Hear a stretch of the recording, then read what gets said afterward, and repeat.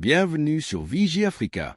Aujourd'hui, nous revenons sur un discours marquant du président du Faso, le capitaine Ibrahim Traoré, centré sur l'indépendance du Burkina Faso, la souveraineté nationale et une vision claire à long terme. À travers ces mots, il réaffirme la volonté d'un Burkina libre de ses choix, maître de ses ressources et déterminé à construire son propre modèle de développement. Que signifie concrètement cette souveraineté revendiquée? Quelle est cette vision stratégique pour l'avenir du pays et des générations futures? Dans cette vidéo, nous analysons les messages forts, les enjeux et les perspectives portés par ce discours. Restez avec nous. Abonne-toi et active les cloches de notification pour ne rien rater de l'actualité du Burkina Faso.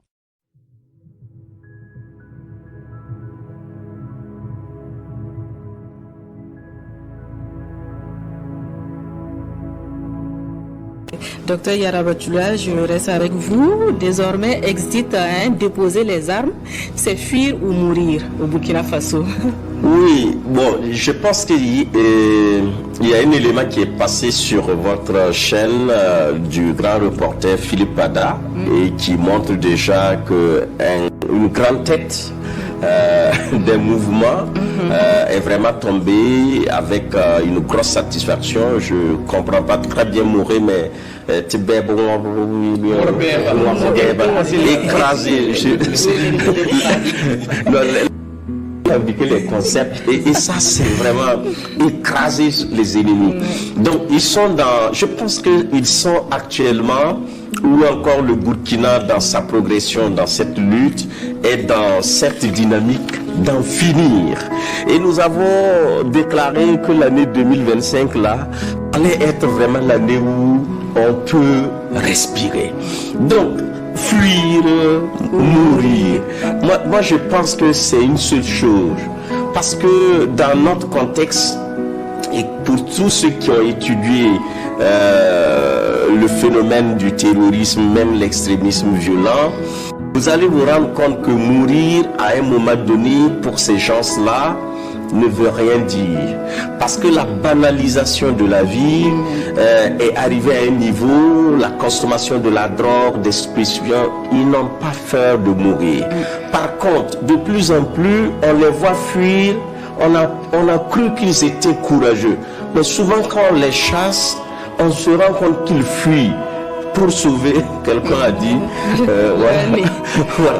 Donc on se rend compte que l'instinct de vie reste quand même un élément. Mais on ne va pas s'attacher un peu à la mort de ces groupes ou encore de ces personnes. Parce qu'eux-mêmes, ils n'accordent pas de valeur à la vie humaine. Par contre, fuir, c'est une double mort. Parce que c'est la honte qu'on boit littéralement qui peut faire mourir quelqu'un. Les moussis disent voilà. Et je pense que fuir pour des combattants, c'est la mort. Donc c'est pourquoi je dis, il a dit une seule chose avec deux verbes assez intéressants. Fuir pour ces gens-là, c'est la meilleure mort. Parce que quand vous voyez qu'on prépare à la guerre, c'est leur dire allez et ne venez pas sans victoire. Allez, même si vous allez mourir, vous avez une grosse au ciel.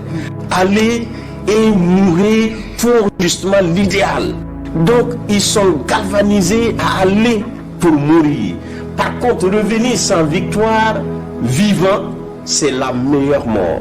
Donc du coup, je pense que parce qu'en réalité, vous allez voir un terroriste ou encore des gens comme ça, en tant que chef de l'État, de toujours rassembler, de toujours tendre la main, même au plus difficile. Et je pense que ça a été un passage paradoxal à mon avis, mais qui dénote un peu de sa nature, puisque nous sommes en train d'arriver au bout de notre objectif. Il faudrait que même ceux qui n'ont pas cru se convainquent et viennent justement donc à la maison pour qu'on puisse construire